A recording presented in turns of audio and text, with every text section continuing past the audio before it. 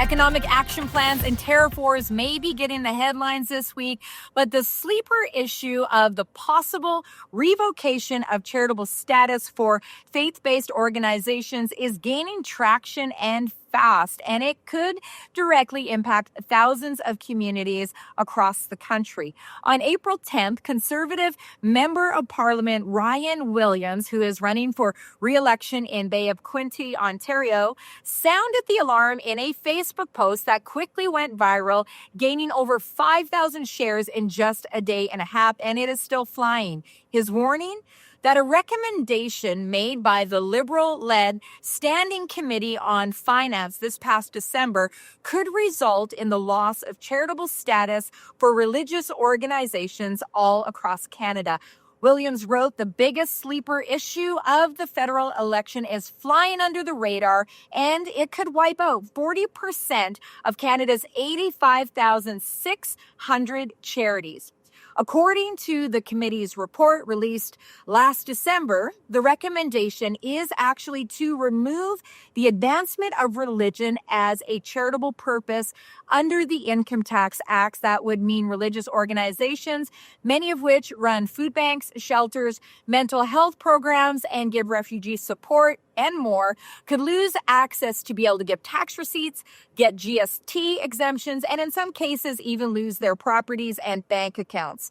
According to the Post, there was minimal consultation with religious communities, no rationale offered, and the only source cited was the BC Humanist Association.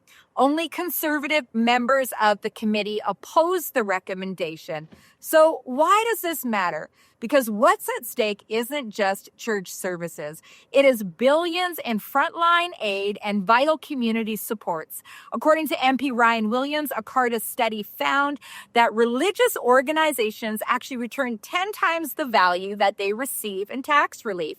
If charitable status is revoked for these organizations, Canadians could lose up to $16.5 billion in services, everything from faith-based addiction recovery programs and childcare to community meals and emergency housing.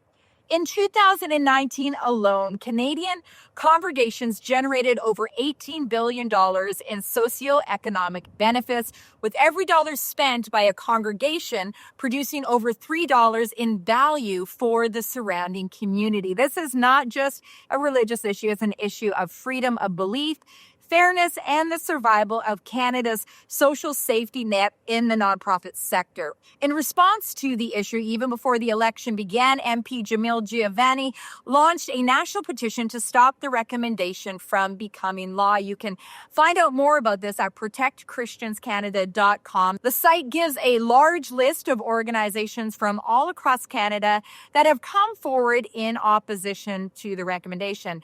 Former Cabinet Minister federally, the Honourable Stockwell Day, has also weighed in on the conversation, urging Canadians who care about this issue to ask their local candidates where they stand on it. He also encourages people to get involved. There's 35 to 50 swing ridings that will decide this election.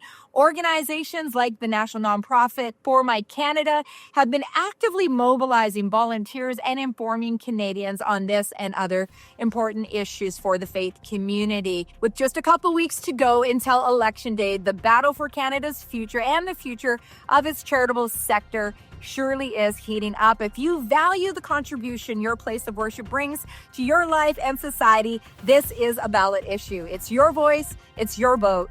Thanks for joining me for Merit TV. This is what voters need to know. I'm Faytene.